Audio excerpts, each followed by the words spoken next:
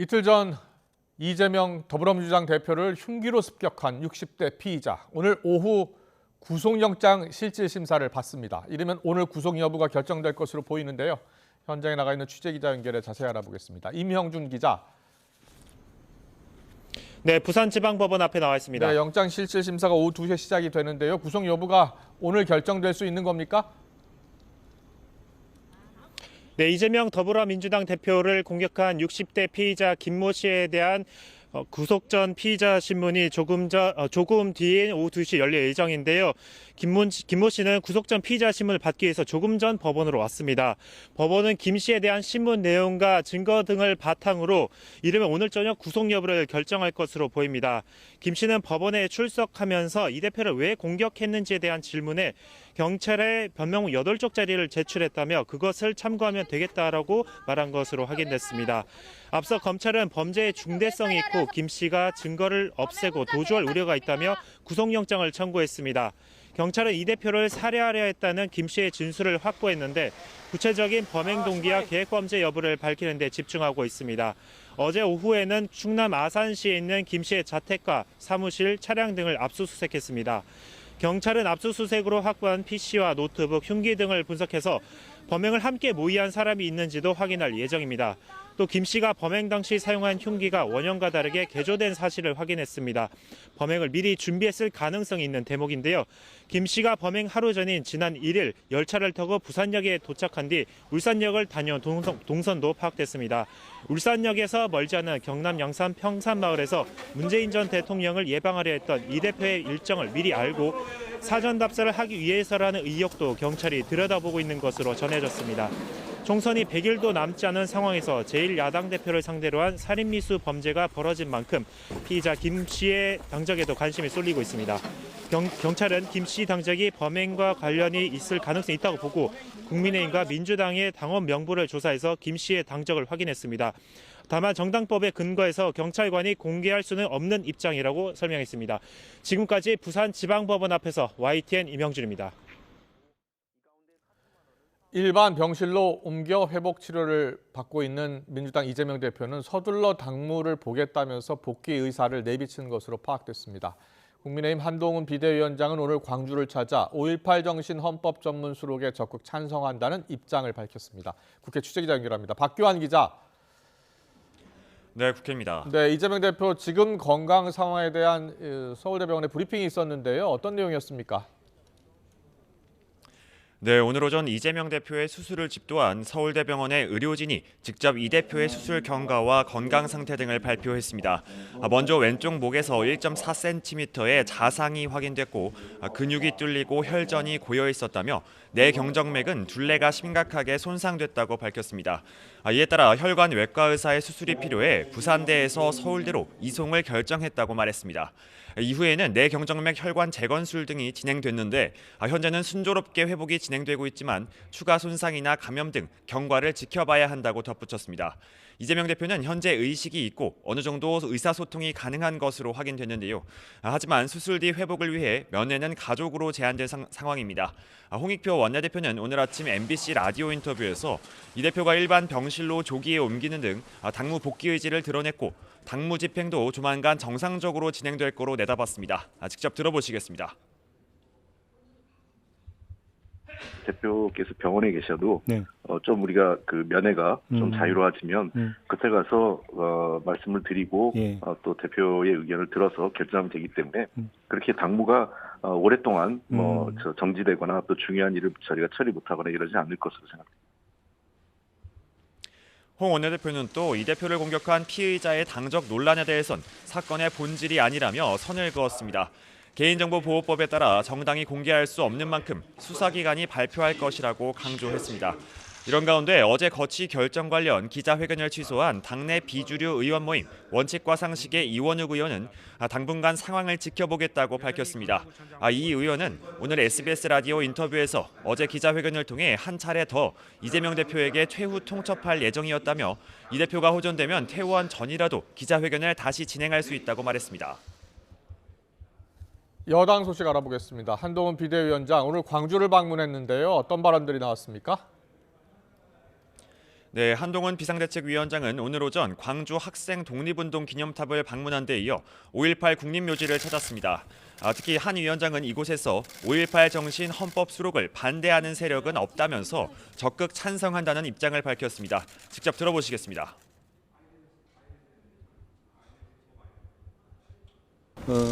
5.18 정신을 수록하는 것에 적극적으로 찬성합니다. 그리고 그 방식을 어떻게 할 것인지에 대해서 당 차원에서 잘 논의하겠습니다. 우리 헌법 전문에 이 5.18 정신이 들어가면 우리 헌법이 훨씬 더 풍성해지고 선명해지고 더 자랑스러워질 것 같은데요. 한 위원장은 구체적인 개헌 방안이나 시점에 대해선 국민 투표 등 절차적 문제만 남은 것이라고 덧붙였습니다. 한 위원장은 이어 광주시당 당원들과 만나 신년 인사회도 진행했는데요. 광주와 호남에 죄책감이나 부채의식이 아닌 고마움과 존경심을 가지고 있다면서 그 마음을 집권 여당으로서 예산과 행정으로 실천하겠다고 약속했습니다. 앞서 한 위원장이 광주에 방문하면 살해하겠다는 취지의 글을 올린 40대가 체포됐는데요. 이 때문에 국민의힘이 경찰의 경비 강화를 요청했다는 일부 보도가 있었지만 국민의힘은 사실과 다르다고 설명했습니다. 경찰에서 먼저 경호 강화를 문의했고 한 위원장 측은 경호 최소화를 요청했다고 밝혔습니다. 이와 별개로 한 위원장은 어제 좋은 사람들을 당으로 모이게 하는 게 핵심이라며 인재 영입위원장을 겸임하기로 했는데요. 다음 주부터는 중진회동도 예정돼 있어서 당 안팎에선 현역 물갈이론에 속도가 붙을 것이라는 관측도 나오고 있습니다. 이런 가운데 이준석 전 대표의 이른바 개혁신당도 창당 준비에 속도를 내고 있습니다. 어제 국민의힘 탈당과 개혁신당 합류를 선언한 허은하 의원은 CBS 라디오 인터뷰에서 오늘까지 당원 2만 명 이상이 가입했다며 오는 20일 전 출범을 목표로 준비하고 있다고 말했습니다. 지금까지 국회에서 YTN 박견입니다. 2021년 민주당 전당대회 돈봉투 의혹의 정점으로 지목된 송영길 전 대표가 검찰 수사 9달 만인 오늘 구속 상태로 재판에 넘겨졌습니다. 검찰은 조직적 금권 선거의 최종 결정권자이자 수혜자가 송 전 대표라고 판단했습니다. 검찰은 어제 무소속 이성만 의원을 불러 조사하는 등 수수 의심 의원들에 대한 소환 조사에도 속도를 내고 있습니다. 취재기자 연결합니다. 홍민기 기자. 네, 서울중앙지방검찰청입니다. 네, 검찰 수사 결과 자세하게 설명해 주시죠. 네, 서울중앙지검 반부패 수사 2부는 오늘 송영길 전 민주당 대표를 정당법과 정치자금법 위반, 뇌물수수 혐의로 구속 기소했습니다. 지난해 4월 돈봉투 의혹 수사를 본격화한 지 9달 만에 의혹의 정점인 송 전 대표 수사를 마무리한 겁니다. 먼저 송 전 대표는 지난 2021년 민주당 전당대회 과정에서 경선 캠프 조직을 활용해 불법 정치자금 6천만 원을 수수하고 당선을 목적으로 모두 6,650만 원을 같은 당 의원 등에게 살포하는 데 개입한 혐의를 받습니다. 앞서 검찰은 당내에 모두 9,400만 원이 뿌려졌다고 의심하고 있었는데 이 가운데 현역 의원들에게 전달됐다는 300만 원씩 든 돈봉투 20개와 지역 본부장들에게 건네진 650만 원에 송 전 대표가 관여했다는 겁니다. 송 전 대표는 또 외곽 후원 조직인 평화 먹고 사는 문제 연구소를 통해 불법 정치자금 7억 6,300만 원을 받고 이 가운데 4천만 원은 사업가에게 로비 대가로 챙긴 혐의도 받고 있습니다. 검찰은 송 전 대표가 불법 자금이 경선 캠프로 들어온 사실을 알고 있었고 금품 살포를 최종 승인했다며 조직적인 대규모 금권 선거 범행을 벌였다고 판단했습니다. 또 공익법인인 먹사연을 사유화해 외곽 조직으로 변질시켜 뇌물 창구로 활용했다며 범행의 정점이자 최대 수혜자로서 최종적인 책임이 있다고 지적했습니다. 반면 송 전 대표는 검찰이 부당한 기획 수사를 통해 정치 보복을 하고 있다며 혐의를 전면 부인하고 있습니다. 지난해 12월 18일 구속된 뒤에도 검찰 수사를 거부해왔고 단 한 차례 이뤄진 조사에서도 진술 거부권을 행사하며 다시는 부르지 말라고 밝혔는데요. 검찰은 송 전 대표가 구속된 상태에서 조사할 내용이 있다며 강제 구인 가능성도 검토해왔지만 결국 구속기한을 이틀 남기고 송 전 대표를 재판에 넘겼습니다. 네, 무소속 이성만 의원도 어제 검찰 조사를 받았는데 수수 의심 의원들에 대한 수사도 빨라지는 겁니까? 네, 그럴 것으로 보입니다. 검찰은 어제 이성만 의원을 오전 10시부터 피의자 신분으로 소환해 조사했습니다. 검찰은 약 11시간 동안 이어진 조사에서 이 의원에게 돈봉투 수수 당시 상황 등을 캐물은 것으로 전해졌는데요. 검찰은 앞서 이 의원에 대해 한 차례 구속영장을 청구했지만 지난해 8월 법원에서 영장이 기각되자 불구속 상태에서 추가 수사를 이어왔습니다. 전당대회 과정에서 돈봉투를 받은 것으로 의심되는 의원 가운데 소환 조사를 받은 건 이 의원이 두 번째인데요. 민주당 허종식 의원도 지난해 12월 28일 검찰의 피의자 신분으로 비공개 출석해 10시간 가까이 조사를 받았습니다. 허 의원 역시 검찰 조사에서 돈 봉투를 받은 사실이 없다며 혐의를 전면 부인한 것으로 전해졌습니다. 송 전 대표 구속 이후 검찰이 수수 의심 의원들에 대한 소환 조사에 속도를 내는 모양새인데요. 검찰은 앞서 강제 수사를 받았던 민주당 임종성 의원과도 소환 일정 협의를 마친 것으로 알려졌습니다. 또 이들 외에도 전당대회 투표가 시작된 2021년 4월 송 전 대표 지지 모임에 참석했던 의원들의 추가 소환 여부도 검토하고 있습니다. 지금까지 서울중앙지검에서 전해드렸습니다. 윤석열 대통령이 공매도 금지와 관련해 부작용을 완벽하게 해소할 수 있는 전자 시스템이 구축되지 않는다면 계속 금지하겠다고 밝혔습니다.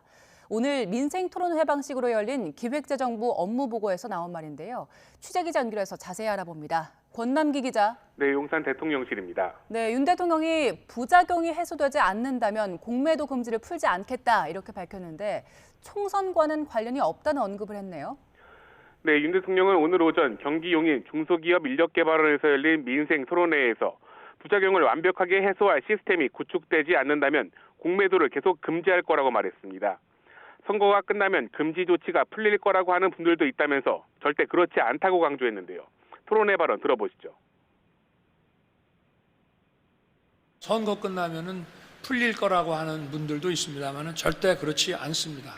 이 부작용을 완벽하게 해소할 수 있는 이런 전자 시스템이 확실하게 구축이 될 때 이거를 푸는 것이지 그게 안 되면 계속 금지할 겁니다. 앞서 공매도 금지 조치를 두고 총선용 포퓰리즘이란 비판이 나왔는데 윤 대통령이 직접 선거와 관련 없다고 선을 긋고 나선 겁니다. 지난해 윤 대통령은 공매도 금지 조치 뒤 근본적인 개선 방안이 만들어질 때까지 공매도를 금지할 것이라고 밝히기도 했습니다. 윤 대통령은 이와 함께 어떤 문제라도 즉각 해결하는 정부가 돼야 한다며 경제지표 회복을 국민이 체감할 수 있도록 민생을 알뜰하게 챙겨야 한다고 강조했습니다. 네, 오늘 민생토론회는 정부 부처가 신년 업무 보고를 하는 자리였는데 첫날인 오늘은 어떻게 진행됐습니까? 네, 오늘 토론회는 사실 기재부의 신년 업무 보고 자리입니다. 대통령실을 앞서 연초에 이뤄지는 부처별 신년 업무 보고를 국민과 함께하는 토론회 형식으로 바꿔 진행할 것이라고 예고한 바 있는데요. 윤 대통령이 백화점식 업무 보고 대신 이해관계자와 전문가 등이 참여하는 토론회를 만들라고 지시한 데 따른 겁니다. 이에 따라 오늘 토론회엔 중소기업인과 개인 투자자, 대학생 등 70여 명이 참여했고 온라인으론 60여 명이 함께했다고 대통령실은 전했습니다. 또 최상목 부총리를 비롯한 장관들과 유희동 국민의힘 정책위의장 등 여당 관계자들도 참석했는데요. 이 같은 토론회는 앞으로 부처별로 10번가량 이어질 예정입니다. 지금까지 용산 대통령실에서 YTN 권남기입니다. 정부가 올해 경제정책 방향을 발표했습니다. 물가 안정을 위해 총력을 다해 상반기 중으로 물가를 2%대로 낮추고 R&D 투자에 대한 세액 공제율을 높여서 투자를 촉진하기로 했습니다. 보도에 오인석 기자입니다. 정부는 상반기 중으로 물가를 2%대로 낮추는 것을 목표로 잡았습니다. 이를 위해 먼저 중앙과 지방 공공요금을 상반기에 동결 기조로 유지하기로 했습니다. 농축수산물 할인 지원과 에너지 바우처 등 물가 예산을 지난해보다 2조 원 가까이 늘려 10조 8천억 원을 지원하겠다는 계획입니다. 과일 가격 안정을 위해 바나나와 망고, 자몽 등의 관세 면제와 인하를 통해 상반기 중 30만 톤을 공급합니다. 하반기로 가면서 점차 안정되는 모습, 그리고 연말에 가서는 2% 초반대 정도로 수렴하여서 연간으로는 2.6% 정도 상승할 것으로 전망하고 있습니다. 서민 취약계층에 대한 주거 지원도 강화합니다. 다세대 다가구 주택 임차인 보호를 위해 임차인이 주택 매입 시 1년 한시로 취득세를 감면해주고 등록 임대사업자가 LH에 주택 양도를 허용하기로 했습니다. 소상공인과 자영업자에 대해서는 전기료와 금리, 부가세 부담을 줄여주기로 했습니다. 부진한 내수 활성화 정책도 내놨습니다. 지난해보다 5% 이상 증가한 상반기 카드 사용액은 20% 소득공제를 적용하고 노후차를 교체하면 개소세를 70% 한시 인하합니다. 경제 회복의 견인차인 수출 지원을 위해 역대 최대인 355조 원의 무역금융을 공급하고 방산 기술을 신성장 원천 기술로 지정합니다. 투자 반등을 위한 세제 지원으로 R&D 투자 세액 공제율도 올해 한시 상향합니다.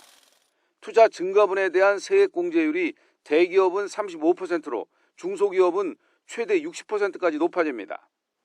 또 역대 최대인 52조 원 규모의 시설 투자 자금을 공급하고 SOC 사업 등을 중심으로 상반기에만 65%의 재정을 조기 집행합니다. 정부는 수출을 중심으로 경기가 회복되면서 올해 경제 성장률은 2.2%, 경상수지는 500억 달러가 될 것으로 전망했습니다. YTN 오인석입니다. 정부가 지역 경제와 부동산 경기 활성화를 위해 세컨드홈 활성화 정책을 펴기로 했습니다. 서울에 집이 있어도 인구 감소 지역에 집을 사면 1가구 2주택이 아니라 1주택으로 여기겠다는 건데요. 또 다주택자 양도세 중과 배제도 1년 더 연장하기로 했습니다. 이승은 기자의 보도입니다. 부동산 경기 침체의 정부는 오는 5월까지인 다주택자에 대한 양도세 중과 배제를 1년 더 연장하기로 했습니다. 이번이 세 번째 연장입니다.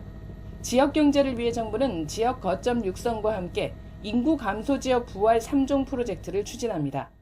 1주택자가 인구 감소 지역 주택 한 채를 새로 사는 경우에 1주택자로 간주해 재산세나 종부세, 양도세 등 혜택을 주기로 했습니다.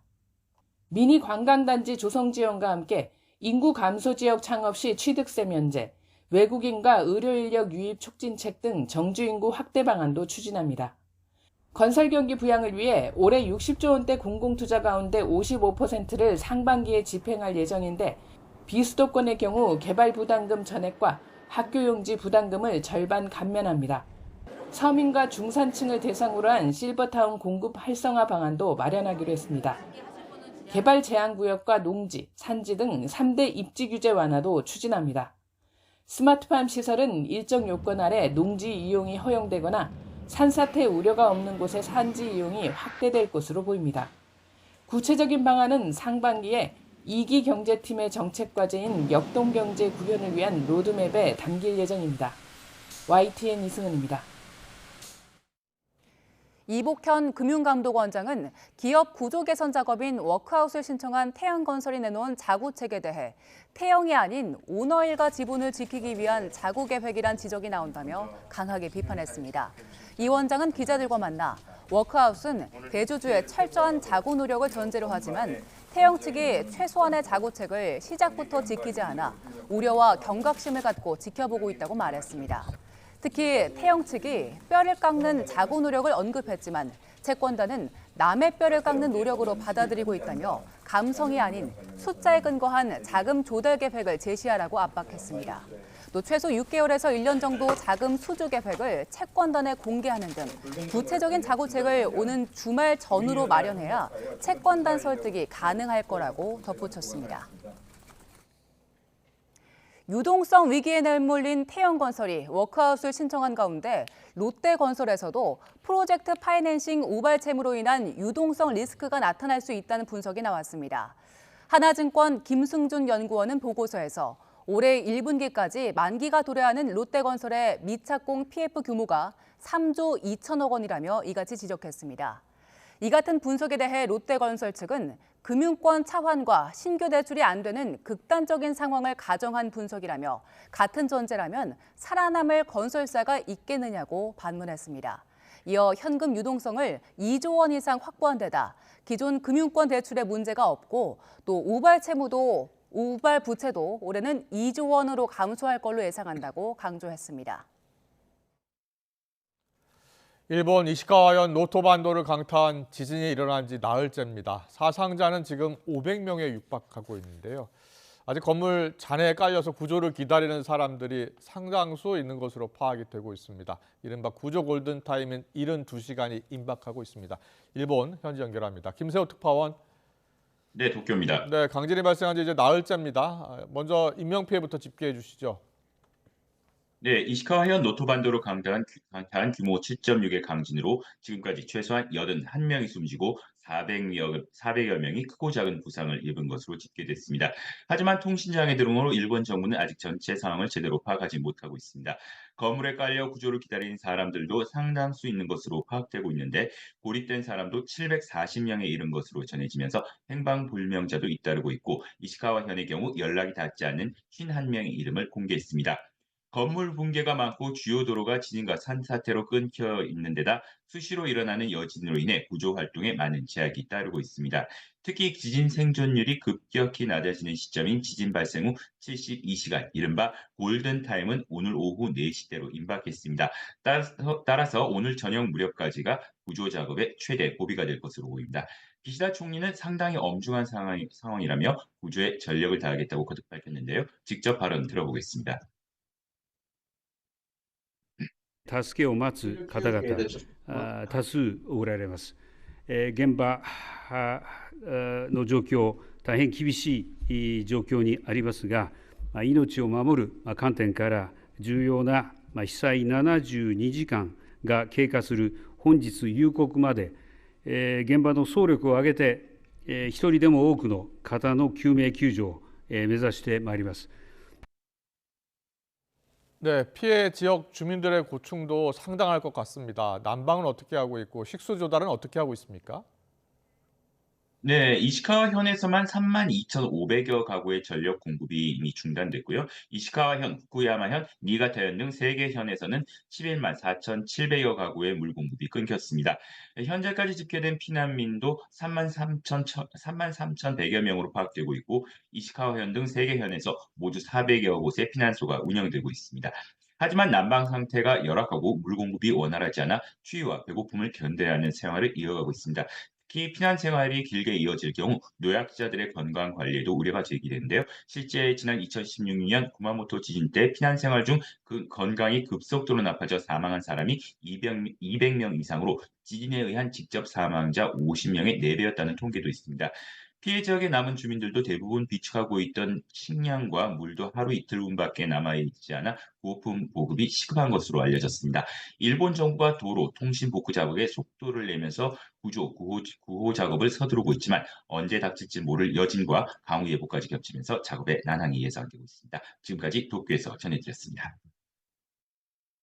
네, 새해 들어서 역대급 강진과 항공기 충돌 사고로 충격에 빠진 일본에서 먹자 골목 대형 화재와 지하철역 흉기난동 사고도 있었습니다.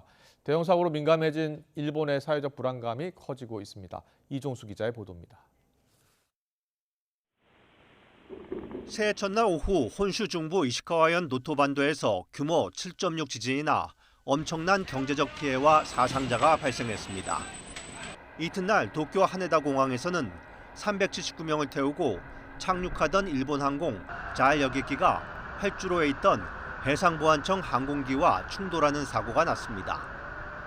새해 초부터 이딴 대형 사고로 민감해진 일본의 후쿠오카현 기타큐슈시 철도역 인근 음식점 밀집 지역에서 큰 불이 났습니다. 今日午後3時過ぎ、北九州市小倉北区魚町で火事が起きました。 건물이 불타고 있다는 신고로 소방차 20여 대가 출동했으나 불이 인접 건물로 옮겨 붙으면서 4시간 30분간의 진화 작업 끝에 불길을 잡았습니다. 일본 NHK는 단순 화재 사고인데 매시간 생중계를 해 사고에 민감해진 일본 사회 분위기를 반영했다는 해석이 나왔습니다. 어젯밤에는 도쿄의 전철 안에서 20대 여성이 다른 승객들에게 흉기를 마구 휘둘렀습니다. 같은 차량에 타고 있던 남성 3명이 중상을 입고 모두 4명이 다쳤습니다. 신고를 받고 출동한 경찰은 정차 중인 전철 안에서 여성을 제압하고 살인 미수 혐의를 적용했습니다. 흉기 난동 사건으로 멈춰선 전철은 자정이 넘어서야 운행을 재개했습니다. YTN 이종수입니다. 정부가 통일부 산하기관인 개성공업지구 지원재단을 해산키로 했습니다. 통일부는 개성재단의 해산이 결정됐다고 밝혀서 조만간 개성공단 내에 자산 정리를 목적으로 하는 청산법인을 꾸릴 것으로 관측됩니다. 개성재단은 개성공단 관리와 운영을 담당하기 위해서 지난 2007년에 설립된 통일부 산하의 기관으로 2016년 개성공단 가동 전면 중단 이후에 그 기능과 역할이 대폭 축소되면서 공단 입주 기업들의 경영 정상화 등을 지원했습니다. 앞서 통일부는 7월 조직 효율화 차원에서 개성재단 해산을 위한 법률 검토를 진행했습니다.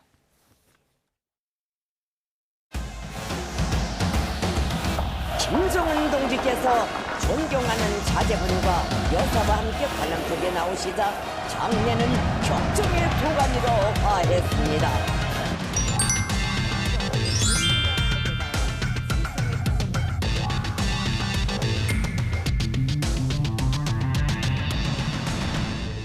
남수성 전 영토를 평정하기 위한 해사변 준비에 계속 박차를 가해 나가야 하겠습니다.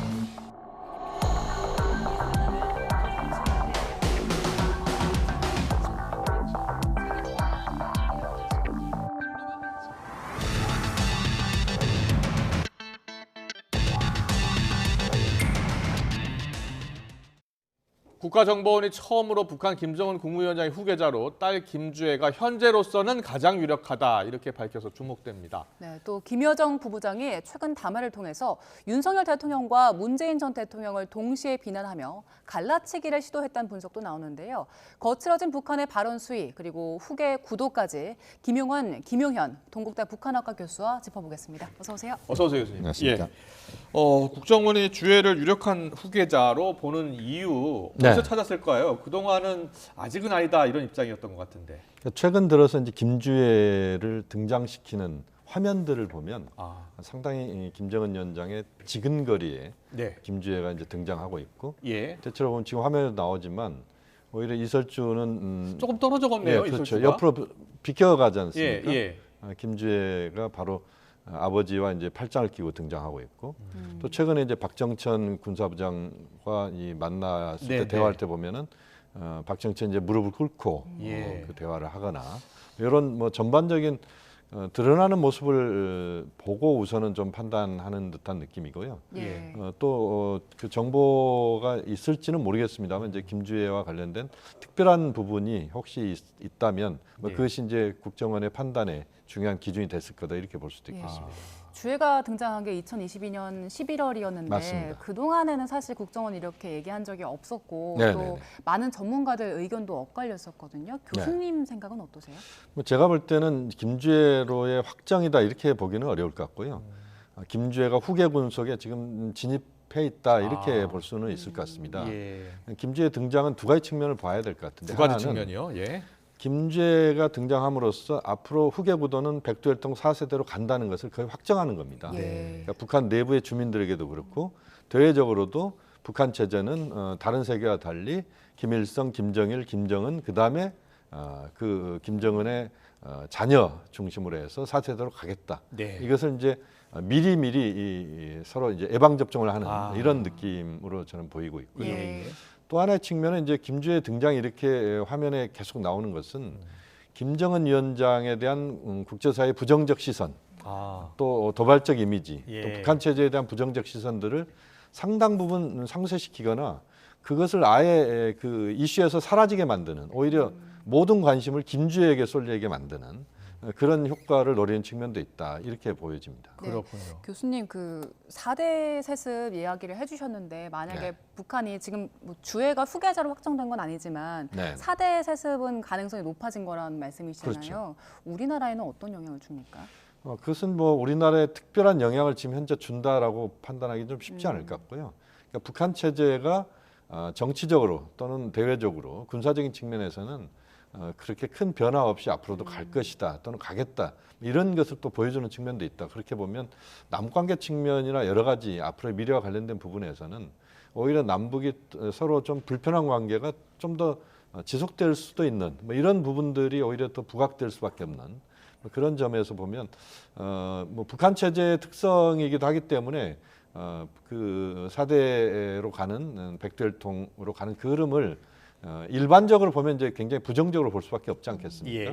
그렇지만 이제 북한 체제 나름의 이제 자신들의 이제 구조와 뭐 수령론 뭐 이런 여러 가지 것들을 이제 갖고 있기 때문에 북한 내부적으로 이제 그렇게 가는 것을 거의 이제 기정사실화하는 그렇게 이제 봐집니다. 네, 자 김일성, 김정일, 또 김정은, 다음에 이제 주회 이렇게 될 가능성이 높다는 건데 후계자로 후계자가 된다고 해서 바로 후계자가 되는 게 아니라 후계자 수업이라는 게 있잖아요. 그렇죠. 예. 보통 어떤 수업, 어떤 절차를 밟게 됩니까? 과거에 보면요, 김정일 위원장이 후계자로 부상한 게 1960년대 후반입니다. 네.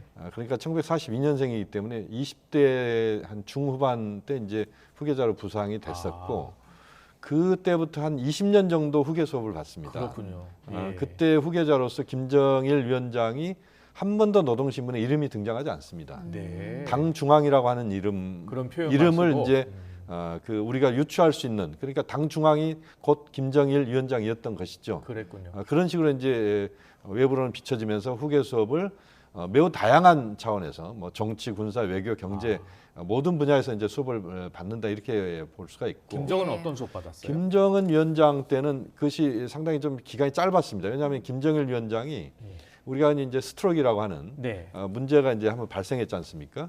그러면서 이제 김정은 위원장이 갑작스럽게 이제 후계 구도 뇌졸중으로 속에서 쓰러졌었잖아요. 그렇죠. 예. 그러면서 이제 외부에 등장하기 시작했는데, 물론 김정은 위원장이 그 전부터 아마 후계자 수업을 받았을 겁니다. 그렇지만 김정일 위원장보다는 상당히 짧은 기간에 후계자 수업을 받았다 이렇게 봐지고, 지금 이제 11살, 10살, 11살, 지금 김주혜가 11살 정도 이렇게 볼 수가 있는데, 이 11살의 딸을 이렇게 언론에 빠른 시간 내에 이렇게 등장시키고 김주혜의 모습을 이렇게 보여주는 것은 만약에 이 김주혜가 후계자라면 굉장히 이건 이례적인 겁니다. 김정은 위원장의 건강 상태가 그렇게 좋지 않다. 네네.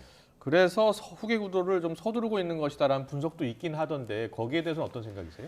우리 지금 국정원에서 보는 입장으로는 김정은 위원장의 건강에 아주 특별한 문제가 있다 이렇게 보지는 않는 것 같습니다. 그러니까 김정은 위원장이 전체적으로 현지 지도하는 모습을 보면 물론 이제 비만이랄지 여러 성인병이 있을 수 있다 이런 이제 추론은 가능하지만 그러나 이제 올해 지금 40살이거든요. 그렇게 보면 가장 이제 혈기 왕성할 때다 이렇게 볼 수가 있겠고, 다만 이제 북한 체제에서 후계 구도에 대한 부분은 언제라도 이제 준비해 둬야 된다 이런 이제 입장들은 가질 수가 있겠습니다. 이제 그런 차원에서는 후계 구도의 그 가능성이 있다 이렇게 볼 수는 있겠습니다. 화면에 지금 뭐 종기가 좀 난 것 같아요. 왼쪽 얼굴에. 네네. 그 자꾸 계속 비치더라고요. 저도 이제 최근에 보면 이제 그 종기가 이제 보여지는데 아마 그게 이제 뭐 악성이거나 이렇게 판단될 경우에는 그렇지 뭐 않겠죠. 바로 수술이 들어갔을 것 같은데 뭐 현재로서 건강 상태에 크게 문제가 있다 이런 판단은 미국이나 한국 정부에서는 하고 있지 않는 것 같습니다. 알겠습니다. 조태용 국정원장 후보자가 그 주혜가 유력한 후계자라고 말하면서도 아직 여러 가지 변수가 있다는 얘기를 했잖아요. 그렇죠. 지금 국정원에서 보는 변수는 어떤 게 있을까요? 제가 볼 때는 국정원에서 보는 변수는 가장 큰 변수는 김주혜의 나이일 겁니다. 아직 어리다는 것이죠. 11살의 어린 김주혜가 후계자로서 지금부터 바로 노출되는 것이 후계 수업을 하는 데에도 그렇게 썩 도움이 되지 않습니다. 그러니까 왜 북한에서 또는 사회주의 국가에서 후계자들을 꼭꼭 숨겨왔냐면 후계자를 훈련시키기 위한 것이죠. 그러니까 노출시키는 순간 이제 경호에 문제가 생길 수 있기 때문에 그렇게 볼 수가 있겠습니다. 네. 오늘 우리 군이 새해 첫 한미 연합 전투 사격 훈련을 이렇게 공개를 했는데 북한이 위험천만한 군사력 도발이다. 올해가 격돌 위험성이 가장 높은 해다라고 경고하고 나섰어요. 북한 도발 가능성 자꾸 연초부터 나오고 있거든요. 그것은 북한 도발 가능성은 뭐 충분히 있다고 저는 보고 있습니다. 어떤 도발을 할 것인지. 북한이 이제 그 동안에 계속 이야기해왔던 게 뭐냐면 이제 군사 정찰 위성을 더 쏘겠다는 거거든요. 이번에 아마 두세 차례 올해 아마 더 쏠 가능성이 있다 이렇게 봐집니다. 이건 이제 유엔 안보리 결의사항 위반이거든요. 그래서 이건 이제 도발이라 이렇게 볼 수가 있고, 단거리, 중거리, 장거리 미사일 발사, ICBM 발사의 가능성, 핵실험의 가능성도 저는 북한이 열어두고 있을 거라고 봅니다. 그래서 이제 총선, 우리 총선, 미국 대선, 그러니까 4월, 11월을 기점으로 해서 북한은 도발을 통해서 자신들의 존재감을 부각시키면서 또 총선의 북한의 영향력 또는 미국 대선의 북한의 영향력 이것들을 좀 보여주겠다 이런 의도 속에서 아마 행동할 가능성이 있다고 봅니다. 그리고 김여정 부부장이 그 연초 신년 담화에서 윤석열 대통령을 비난하는 담화를 냈는데 네. 내용이 비꼬듯이 맞습니다. 하는 내용들이더라고요. 네. 윤석열 대통령이 명분을 준 덕에 북한의 불가항력의 군사력을 키울 수 있었다 이런 이야기들을 했는데 네. 일단 김여정 부부장의 담화는 어떻게 보셨어요? 김여정 부부장의 담화는 이번 이제 지난 당 중앙회 전원회의에서 이야기 나왔던 남측과의 이제 교전국이라는 표현가 있었지 않습니까? 예. 그런 것의 연장선상이라고 봐집니다. 그러니까 다시 말씀드리면 김여정의 담화가 굳이 담화를 저는 내는 것 자체가 저는 좀 적절하지 않다라고 보고 있습니다만 어쨌든 이제 담화 내용들을 보면 전체적으로 이제 우리 대통령 또 우리 남측을 비꼬는 뭐 이런 부분이지 않습니까? 그러니까 이제 남 관계에 대해서 북한이 최소한 올해는 뭔가 할 수 있는 것도 없을 뿐만 아니라 할 생각도 없다라고 하는 것을 또 보여주는 이런 측면이라고 봐야 되겠습니다. 문재인 전 대통령에 대해서는 영특하고 교활한 사람이다. 네네네. 예. 그리고 진짜 안보를 챙길 줄 아는 사람이다. 이렇게 표현했어요. 무슨 뜻이에요? 두 가지를 이제 다 이야기한 건데 영특하고 교활하다라고 하는 것은 이제 남북 관계에서 우리가 평화 화해하면서 이제 북측과 대화하고 여러 가지 이제 남북 관계 차원에서 뭐 9.19 합의도 이뤄내고 다 했지 않습니까? 그러면서도 이제 북한이 핵실험이랄지 ICBM 발사할지 이런 것들을 할 수 있는 시간들을 못 만들게 했다는 겁니다. 그런 차원에서 이제 영특하다, 뭐 교활하다 이런 표현을 쓴 것이고요.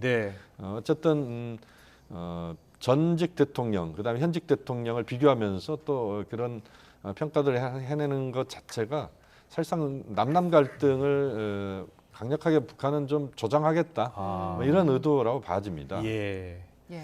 김정은 국무위원장 발언도 더 거칠어지고 있는데 지난해 말 노동당 전원회의에서 김정은 국무위원장이 했던 말을 먼저 듣고 이야기 나눠보겠습니다.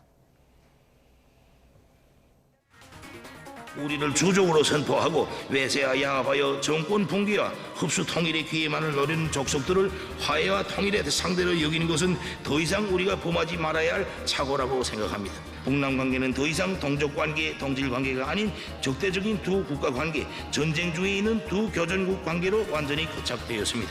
전쟁이라는 말은 이미 우리에게 추상적인 개념으로가 아니라 현실적인 실체로 다가오고 있습니다. 만일의 경우 발생할 수 있는 핵위기 사태에 신속히 대응하고 유사시 핵무력을 포함한 모든 물리적 수단과 역량을 동원하여 남수선 전 영토를 평정하기 위한 대사변 준비에 계속 박차를 가해 나가야 하겠습니다. 네. 전쟁 중에 있는 이제 두 교전국 관계로 완전히 고착되고 있다. 발언 수위가 갈수록 더 높아지고 있는 것 같아서 걱정입니다. 그렇습니다. 지금 김정은 위원장의 이 발언들을 보면 남북 기본합의서를 이제 정면으로 사실상 위반 또는 남북 기본합의서를 이제 부정하는 거거든요. 남북 기본합의서에는 남 관계를 통일을 지향하는 관계에서 만들어진 특수관계다. 이렇게 이제 딱 정리를 했습니다. 여기에 대해서는 남북이 이견이 없는 것이고 그동안 이렇게 지켜져 온 건데 결국 이제 남 관계가 국가 관계고 교정국 관계고 뭐 이런 식으로 가는 것은 결국 남북 관계에서 김정은 체제는 최소한 남 관계에서 올해 또는 앞으로 당분간 남 관계에서 기대할 건 없다. 그리고 오히려 그 한미 동맹 또는 한미일 이 협력 관계에 대해서 북한이 선수를 치면서 북한이 끌려가지 않겠다. 자신들이 판 자체를 끌고 간다.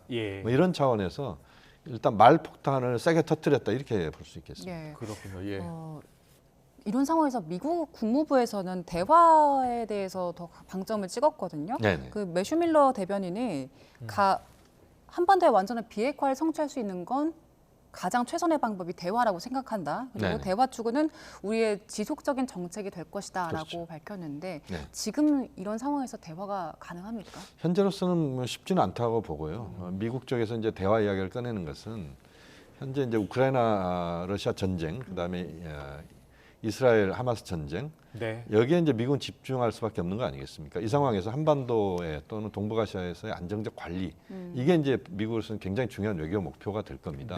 여기서 만약에 이제 휴전선이나 NL 선상에서 우발적인 돌발적 사태가 발생한다거나 또는 뭐 북한의 그 강력한 도발이 발생한다거나 이것은 이제 미국으로서는 굉장히 부담스러운 것이고 또 미국 입장에서는 11월 대선까지 사실 얼마 남지 않았습니다. 그러니까요. 지금 뭐 한 10달 좀 남은 건데 요 기간 동안 계속 미국에 대해서 북한이 ICBM 발사를 할지 또는 군사 정찰 위성 뭐 이런 식으로 계속 나가게 되면 바이든 정부에 대해서 미국 국민들이 지금이야 그 대북 정책을 지지한다고 하더라도 바이든 정부의 대북 정책이 잘못됐기 때문에 북한이 저렇게 도발하지 않느냐 이런 식으로 그렇군요.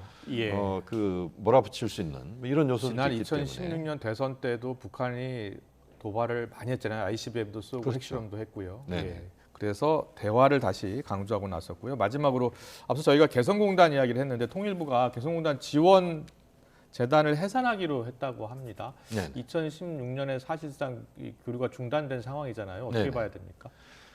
이것은 이제 매우 큰 상징적 의미가 있다 이렇게 예, 봐집니다. 예. 이제 우리 정부가 개성 관련된 부분에서는 이제 그 정리를 완전히 한다 이런 이제 뉘앙스로 읽혀지거든요. 예. 물론 이제 북한이 개성공단에 있는 사무소도 폭발을 시키고 여러 가지 이제 북한이 먼저 개성공단을 문을 닫은 네. 그런 그 이제까지의 실체가 있습니다만 어쨌든 이렇게 이제 남관계에서 뭔가 그 새로운 또는 기존의 그 관계 속에서 풀 수 있는 하나의 요소들을 다 지금 없애버리고 있는 네. 이 부분에서는 좀 아쉬움이 있습니다. 물론 우리 정부로서는 뭐 어쩔 수 없는 판단일 수도 있겠다.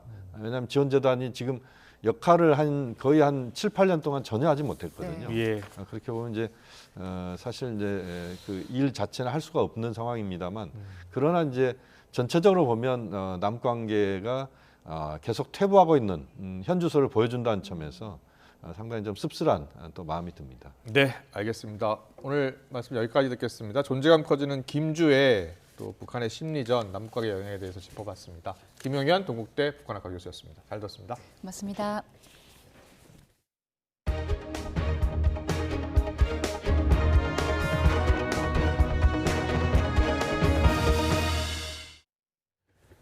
네, 스프레이 낙서로 훼손된 서울 경복궁 담장이 복구를 마치고 다시 모습을 드러냈습니다. 문화재청은 오늘 오전 현장을 공개하고 재발 방지 대책을 발표했습니다.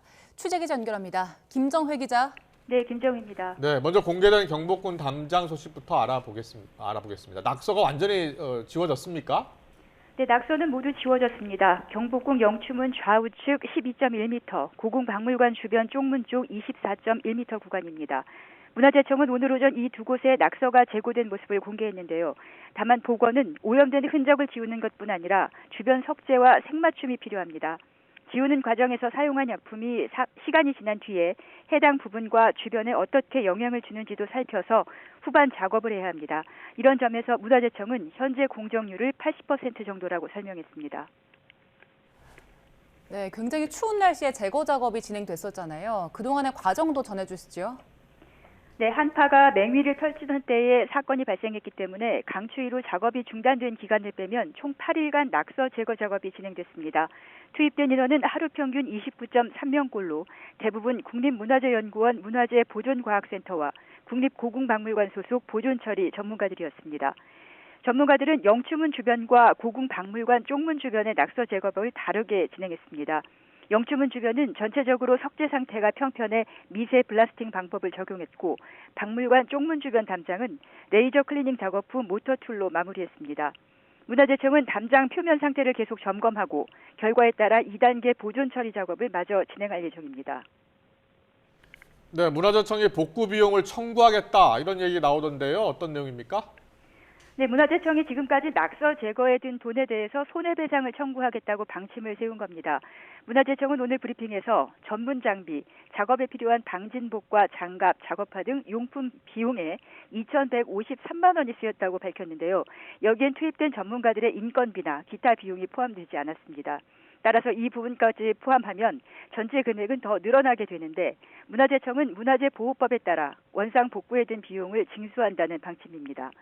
손해배상은 처음 낙서를 남긴 10대 남녀와 비슷한 범행을 저지른 20대 등 3명 모두에게 청구될 것으로 예상됩니다. 통상적인 절차를 고려할 때 손해배상 청구는 수사나 재판이 끝난 뒤에 이루어질 것으로 전망됩니다. 네, 문화재청이 재발 방지 대책도 내놨는데 핵심이 뭡니까? 네, CCTV 추가 설치와 온오프라인 홍보로 사고를 예방한다는 것이 주요 대책으로 발표됐습니다.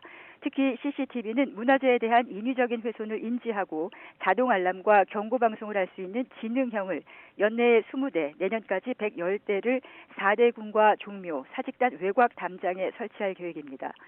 낙서 금지에 대한 대국민 홍보가 필요하다는 판단에 따라 SNS 콘텐츠 제작, 안내 방송, 안내 배너도 설치합니다. 또 국가 예산 훼손 신고 전화를 운영해서 국민 신고 제도를 활성화한다는 계획입니다. 지금까지 YTN 김정희입니다. 울산 유명 관광지인 대왕암 공원 바위에 낙서가 발견돼 지자체가 조사에 나섰습니다. 울산 동구는 어제 대왕암 공원 바위에 파란색 스프레이로 바다남이라고 적힌 낙서를 발견했다고 밝혔습니다. 낙서가 발견된 바위는 관광객이 지나는 길과 떨어진 곳으로 공원 전망대에서는 눈으로 확인할 수 있는 거리입니다. 구청은 곧바로 낙서 제거에 나섰고 인근 군부대에 CCTV를 요청해 낙서를 한 사람을 찾아낼 예정입니다. 네, 세종시 다리 두 곳에서 살얼음이 원인으로 추정되는 연쇄 추돌 사고가 잇따라 발생해 부상자 14명의 피해 차량만 39대에 달했습니다. 운전자들은 짙은 안개 때문에 뒤늦게 앞차 사고를 확인하고 제동을 걸었지만 차가 속수무책으로 미끄러졌다고 전했습니다. 양동훈 기자입니다. 완전히 망가진 승용차가 견인 차량에 실려 있습니다. 현장에 나온 경찰들이 돌아다니며 사고로 부서진 차들을 조사합니다. 캄캄한 새벽, 세종시 세종동 금빛 노을교에서 차량 27대가 연쇄 추돌하는 사고가 났습니다. 사고 충격으로 앞부분이 완전히 부서진 승용차 한 대가 도로 한편에 놓여 있습니다. 모두 5명이 다쳐 병원으로 옮겨졌습니다. 또 사고 수습이 완료될 때까지 5시간여 동안 다리 전체가 통제돼 출근길 극심한 정체가 빚어졌습니다. 사고 차량 운전자들은 하나같이 도로가 미끄러워 제동이 제대로 되지 않았다고 말했습니다. 어렵다 생각을 못하고 사고 난 거 보고 제동을 잡았는데 쭉 미끄러지고 사고 났고 내려서 보니까 완전히 다 빈바퀴더라고요. 운전자들은 짙은 안개 때문에 도로가 언 것도 앞에 사고가 난 것도 제대로 확인하지 못했다고 말했습니다. 나오자마자 이제 안개가 시작됐고요. 시야가 딱 나타나는 순간 이제 차가 서 있는 게 보이니까 이렇게 브레이크를 잡았는데도 그냥 계속 쭉 미끄러지더라고요. 700여 미터 떨어진 또 다른 다리에서도 차량 9대와 3대가 잇따라 연쇄 추돌해 9명이 다쳤습니다. 미끄러진 차가 사고를 수습하러 출동한 경찰차를 들이받기까지 했습니다. 사고 나가지고 경찰차가 서가 있는 걸 내 부르기 잡아도 안 되는 그때 받은 거지. 경찰에서도 도로 살얼음과 안개를 주요 사고 원인으로 파악하고 있습니다. 강이 있고 강 다리가 있는데 안개가 좀 많이 짙게 꼈었고요. 노면의 수분 상태로 인해 가지고 밤에 기온 강화로 인해서 노면 살얼음 현상이 있었던 걸로 보여집니다.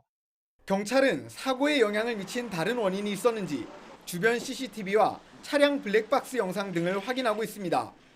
YTN 양동훈입니다. 이 시각 간추린 뉴스입니다. 15명의 사상자가 발생한 경기 군포시 삼본동 아파트에서 난 화재가 전기적 요인에 따른 것이라는 1차 감식 결과가 나왔습니다.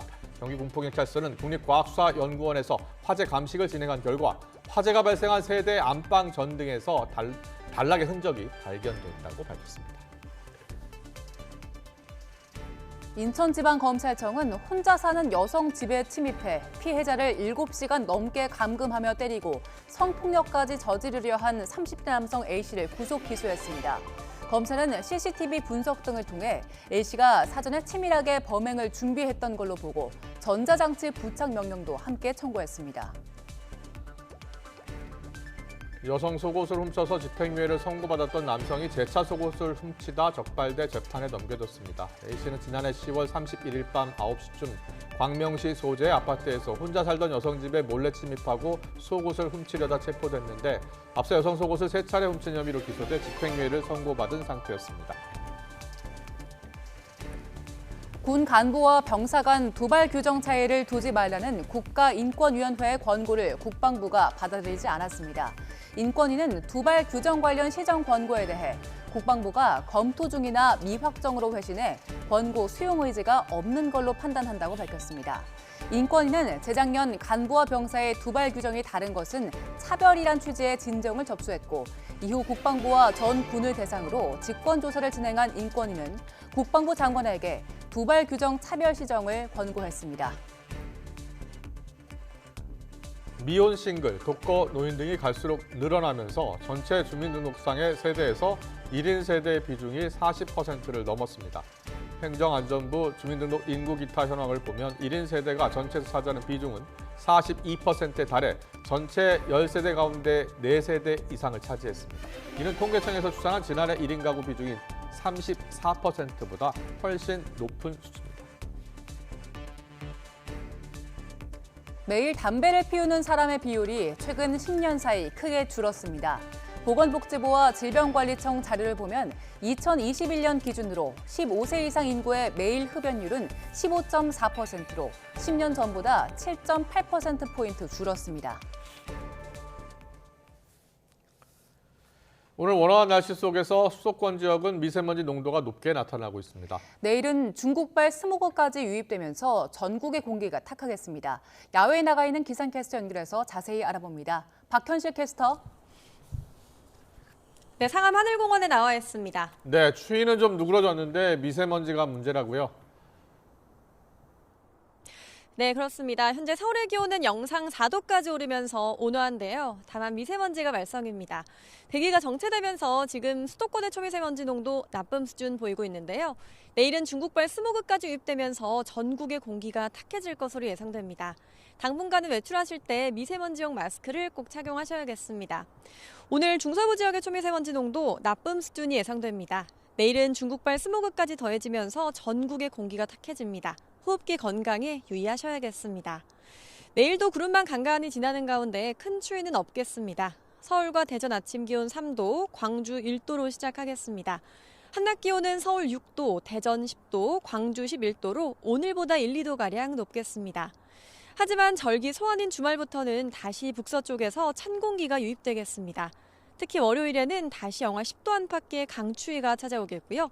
화요일에는 중서부 지역에 눈과 비가 내릴 전망입니다. 심한 기온 변화에 미세먼지까지 겹치면서 감기 등 호흡기 질환에 걸리기 쉽습니다. 수분 섭취 충분히 해주시고요. 또 손과 발을 깨끗하게 씻는 등 개인 위생 수칙도 철저히 지켜주시기 바랍니다. 지금까지 하늘공원에서 ITN 박현실입니다.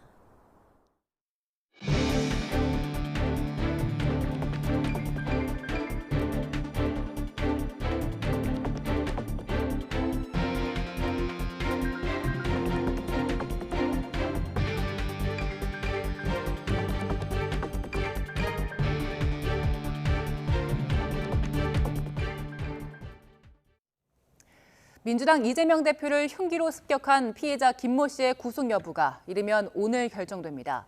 부산지방법원 성계준 영장 전담 부장판사는 오늘 오후 2시부터 구속 전 피의자 신문을 이르면 영장 실질 심사를 열고 김 씨의 구속 필요성을 심리하고 있습니다. 앞서 경찰서를 나선 부산지검 호송 출장소에 도착한 김 씨는 이 대표를 왜 공격했느냐는 취재진 질문에 경찰에 제출한 8쪽짜리 변명문을 참고하면 된다고 답했습니다.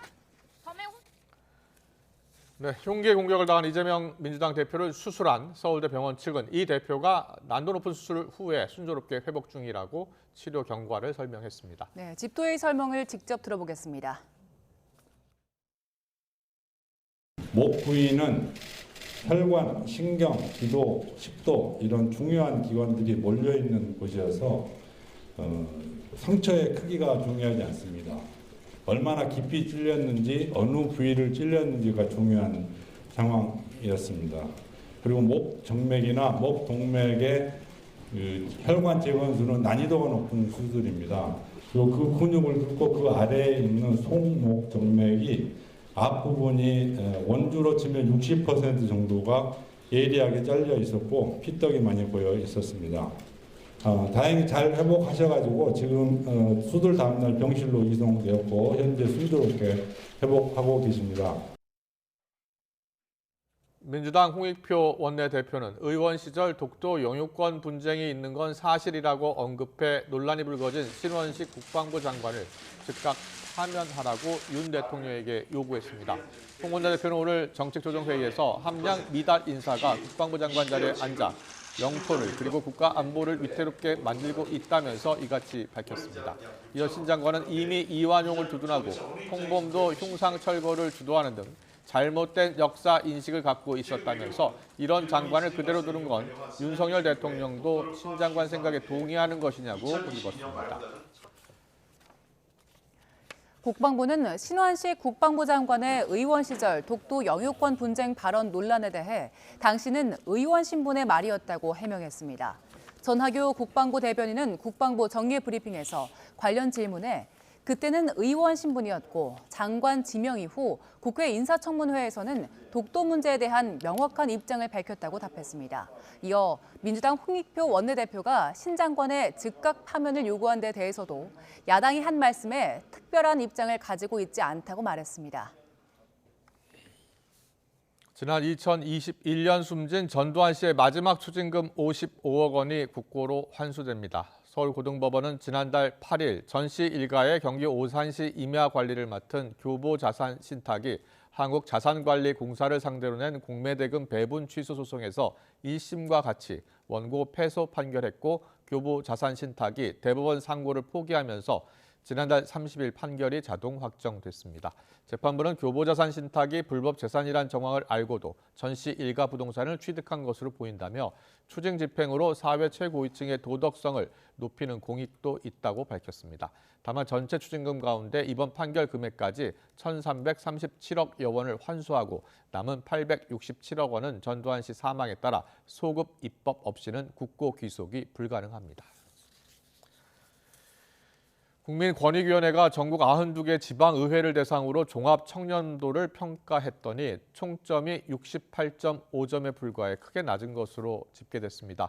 지자체 공직자와 산하기관에서는 100명 가운데 15명이 부패 갑질을 경험했다고 답했는데 권익위는 청렴 수준이 높아질 때까지 반부패 역량을 총동원하기로 했습니다. 강희경 기자의 보도합니다.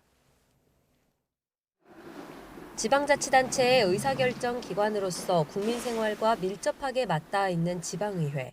국민권익위원회가 광역의회 17개와 기초시의회 75개 등 모두 92개 지방의회의 청렴도를 평가했습니다. 지역 주민과 관련 공직자의 부패인식 경험을 측정한 결과인 청렴 체감도와 반부패 대책 실적을 평가한 청렴 노력도, 여기에 실제 부패 사건 실태를 반영해 점수로 집계한 겁니다. 평가 결과 지난해 지방의회의 종합 청렴도는 100점 만점에 68.5점으로 행정기관과 공직유관단체 종합 청렴도인 80.5점보다 크게 낮은 수준인 것으로 나타났습니다. 5개 등급 가운데 종합 청렴도 1등급을 받은 기관은 4곳에 불과했습니다. 주요 항목인 청렴 체감도 점수가 낮은 영향이 컸는데 이 가운데서도 이해관계 직무 회피 의무를 준수하지 않았다는 항목이 특히 낮게 평가됐습니다. 이해충돌 방지법 시행 2년 차임에도 지방의정 현장에서는 법 준수에 대한 인식이 매우 저조한 상황이었습니다. 더 심각한 건 지자체 공직자와 산하기관 임직원, 의회 사무처 직원 등이 부패를 경험한 비율이 15%로 매우 높게 나타났다는 점입니다. 행정기관과 공직유관단체의 부패 경험률보다 37배나 큰 수치로 권한을 넘은 부당한 업무 처리 요구, 즉 갑질 피해가 컸습니다. 그런데도 최소한의 제도적 장치 마련 등 청렴도를 높이려는 노력은 부족해 청렴 노력도 평가 결과도 전반적으로 저조했습니다.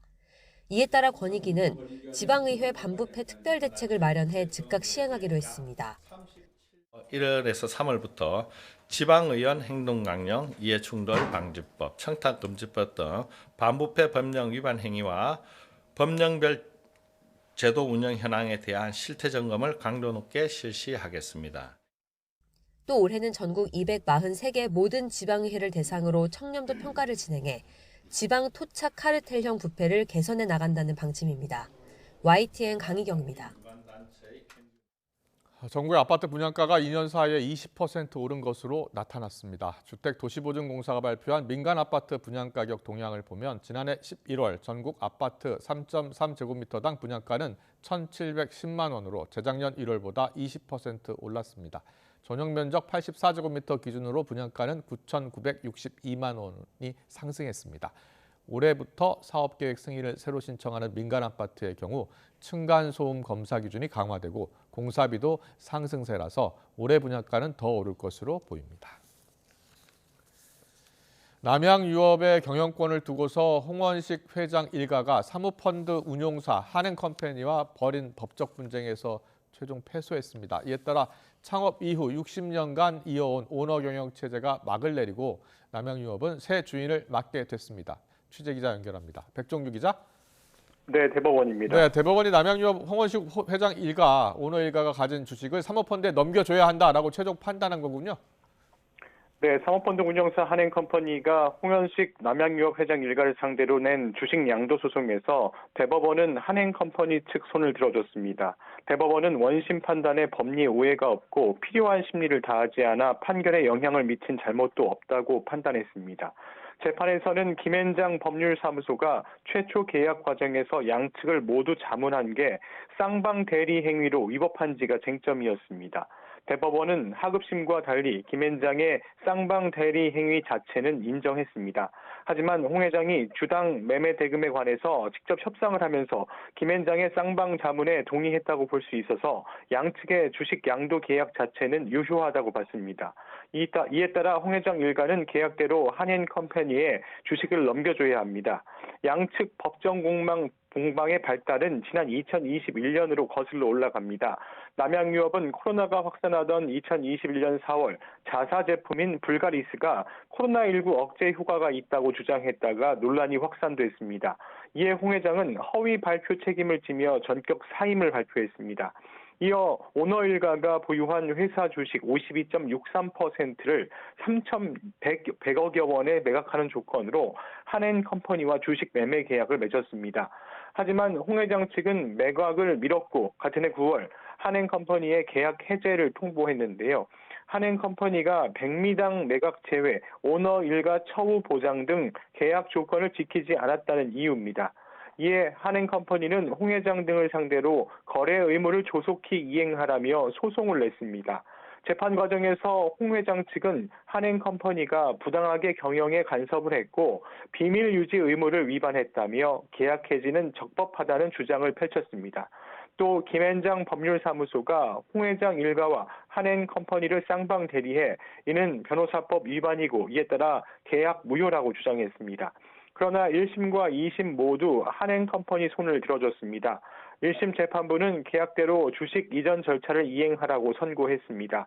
이어 쌍방 대리 주장에 대해서도 변호인들이 양측 의사 표현을 전달하는 보조 행위만 했다면서 변호사가 스스로 의사결정을 한 적이 없어서 쌍방 대리로 보기 어렵다고 판단했습니다. 2심 재판부도 홍 회장 측이 제출한 자료를 검토를 했지만 변론을 다시 할 사유가 없다면서 1심과 같은 판단을 유지했습니다. 오늘 대법원도 상고를 기각해 원심을 유지하면서 홍 회장 일가는 계약대로 주식을 넘겨주게 됐습니다. 이로써 한행컴퍼니는 단숨에 남양유업 최대 주주로 올라서게 됐는데요. 오늘 대법원 확정 판결로 남양유업은 60년 동안의 오너 경영을 마무리하고 새 주인을 맡게 됐습니다. 지금까지 대법원에서 YTN 백종규입니다. 남양유업 측은 경영 정상화를 위해서 노력하겠다고 밝혔습니다. 남양유업은 오늘 공식 입장을 내고 이번 경영권 분쟁 종결로 남양유업 구성원들은 회사의 조속한 경영 정상화를 위해서 본연의 자리에서 최선을 다할 것이라고 강조했습니다. 남양유업 관계자는 한행컴퍼니의 기존 직원 고용 승계 입장에는 변함이 없는 것으로 안다면서 앞으로 열릴 주총에서 전문 경영인 체제 등을 결정할 것으로 보인다고 덧붙였습니다. 양육비를 주지 않는 부모의 신상을 인터넷에 공개한 혐의로 재판에 넘겨진 단체 운영자에게 유죄가 확정됐습니다. 대법원은 오늘 정보통신망법상 명예훼손 혐의로 기소된 구본창 전 배드파더스 대표의 상고심에서 피해자들에 대한 비방 목적이 인정된다며 벌금 100만 원의 선고를 유예한 원심 판결을 확정했습니다. 재판부는 결과적으로는 양육비 미지급 문제에 대한 여론 형성에 기여했다고 볼 수 있다면서도 주된 목적은 수치심을 느끼게 해서 양육비 이행을 강제하려는 사적 제재에 가깝다고 판단했습니다. 구 전 대표는 2017년부터 2018년까지 자녀 양육비를 지급하지 않는 부모들을 제보받아 얼굴 사진과 이름, 나이와 주소 등 개인정보를 인터넷에 올린 혐의 등으로 재판에 넘겨졌습니다. 이와 관련해 구본창 전 배드파더스 대표는 이제 선택권은 양육자들에게 넘어갔다며 양육비를 제대로 받을 수 없는 현실은 여전하다고 꼬집었습니다. 직접 들어보겠습니다. 양육자들에게 이제 선택권이 넘어간 것 같아요. 양육자들이 내 아이의 권리를 지키기 위해서 내가 뭐 벌금 한 50만 원 정도의 벌금형을 받더라도 내 아이의 권리를 싸울 것이냐 혹은 뭐 그렇지 않을 것이냐 이렇게 된 것 같습니다. 변호사 상담 5분만 받아보면은요 모든 미지급자들이 양육비를 주지 않을 수 있게 되어 있습니다. 현행법이. 현행법이 양육비를 주지 않을 수 있게 돼 있는 상황에서 그럼 양육자들이 할 수 있는 게 뭡니까? 자, 소송을 해도 소송을 통해서 받을 수 없는 상황이란 말이에요. 이란의 국민적 추앙을 받는 혁명수비대 사령관의 추모식에서 2차례 폭발이 일어나 95명이 숨지고 200여 명이 다치는 참극이 벌어졌습니다. 이스라엘의 하마스 고위 인사 암살에 대해 헤즈볼라가 보복을 경고하는 등 중동 정세가 심상치 않습니다. 보도에 이상순 기자입니다. 현지 시간 3일 오후 이란 수도 테헤란에서 남동쪽으로 820km 떨어진 케르만시 순교자 묘역, 이란 혁명수비대 가셈 솔레이마니 사령관의 4주기 추모식 도중 연이어 2차례 폭발이 발생했습니다. 익명의 소식통은 폭발물이 담긴 가방 2개가 원격 조종으로 폭발했다고 전했습니다.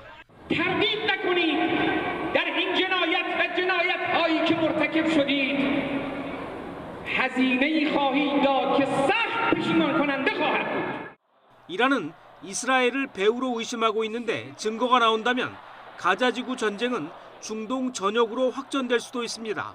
중동 정세는 이미 요동치고 있습니다. 바로 전날 이스라엘이 레바논의 수도 베이루트 외곽을 폭격해 하마스 고위 인사를 암살한 데 대해 헤즈볼라가 이스라엘과 일전을 불사할 태세입니다. إذا فكر العدو أن يشن حربا على لبنان حينئذ سيكون قتالنا بلا سقوف بلا حدود بلا قواعد بلا ضوابط. 홍해의 해상 물류를 거의 마비시키고 있는 예멘의 친이란 반군 후티는 또 컨테이너선을 공격했습니다. 긴장이 갈수록 고조되고 있지만 이스라엘은 여전히 하마스에 대한 복수를 멈추지 않을 생각입니다. תדע כל אם ערבייה שאם בנה ישתתף במישרין או בעקיפין בטבח של 7 באוקטובר דמו בראשו. 이스라엘의 강경 노선에 맞서 하마스와 헤즈볼라, 예멘 반군 후티에 이어 이란까지 이른바 저항의 축이 움직이면서 새 벽두부터 중동 정세가 경랑에 빠져들고 있습니다. YTN 이상순입니다. 이란에서 발생한 폭발 사건과 관련해 미국 정부는 미국과 이스라엘은 이번 사건에 관여하지 않았다고 강조했습니다. 미 정부 당국자는 이번 사건이 이슬람 순위파 무장단체인 IS의 테러 소행일 가능성이 있다고 언급했습니다. 이동우 기자의 보도입니다. 미국은 이란 혁명수비대 솔레이마니 사령관 4주기 추모식에서 발생한 폭발 사건에 대해 자체적으로 제공할 정보가 없다며 희생자들에게 애도를 표했습니다. 하지만 이번 사건에 미국과 이스라엘이 관여했을 것이라는 의혹에 대해서는 단호하게 선을 그었습니다. The United States was not involved in any way, and any suggestion to the contrary is ridiculous. And number two, we have no reason to believe that Israel was involved in this explosion. 솔레이마니 사령관의 추모식을 전후해 뭔가 사건이 발생할 것이라는 징후도 전혀 포착하지 못했다고 밝혔습니다. We certainly had no indications that there would be some sort of violence surrounding the anniversary of his death. 또 이번 사건의 배후에 대해서는 아직 구체적인 정보가 없다고 덧붙였습니다. 이와 관련해 미국 정부 고위 당국자는 이번 사건을 테러라고 규정하면서 이슬람 순위파 무장단체인 이슬람 국가, 즉 IS가 과거에 했던 것과 같은 유형의 공격이라고 밝혔습니다. 이란의 주축인 시아파와 경쟁 관계에 있는 순위파 계열의 이슬람 극단주의 무장단체인 IS는 한때 이라크와 시리아 영토 3분의 1을 통제했습니다. IS는 2019년 미국이 후원하는 시리아 내 쿠르드족 민병대와 이라크군에 밀려 패퇴했지만 이후에도 게릴라식 공격 활동을 이어가고 있습니다. 미국은 이번 사건으로 3달째에 접어든 이스라엘과 하마스 간 전쟁의 확전 가능성에 촉각을 곤두세우고 있습니다. YTN 이동호입니다. YTN 김영수입니다.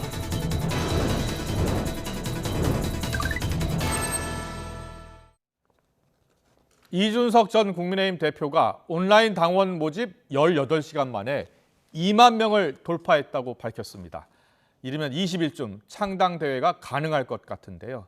여기에 허은하 창당 준비위원장은 신당에 합류하겠다는 의원 중에 여당 중진 의원도 있고 야당 의원도 있다면서 합치면 10명이 넘는다고 말했습니다. 다만 누군지는 밝히지 않았는데요. 마침 민주당 비명계 의원 모임인 원칙과 상식의 이원욱 의원이 오늘 라디오 인터뷰에서 만약 탈당한다면 제3지대 신당에서 혐오 정치 극복과 청년 정치 복원을 위해서 연대할 수도 있다라고 밝혀서 주목됩니다. 여기에 금태섭 새로운 선택 대표도 이준석 신당과 조건부 연대 가능성은 열려 있다며 제3지대에 있는 사람들이 힘을 합쳐야 할 것이라고 밝혔습니다. 유인태 전 국회 사무총장은 이재명 대표 피습 사건과 관련해서 우리 정치가 상대를 악마화하며 증오만 키워온 업보라면서 적대적 공생관계인 양당제로는 안 되겠다고 하는 공감대가 꽤 퍼져 있다고 지적했는데요.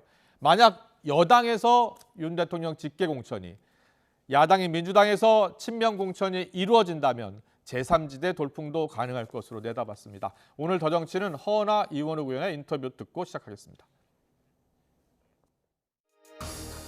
늦어지더라도 1월까지는 완료가 될 것 같고요. 개혁신당에 전격 합류할 인사들이 꽤 있을 거다 이렇게 내다보는 거 맞습니까?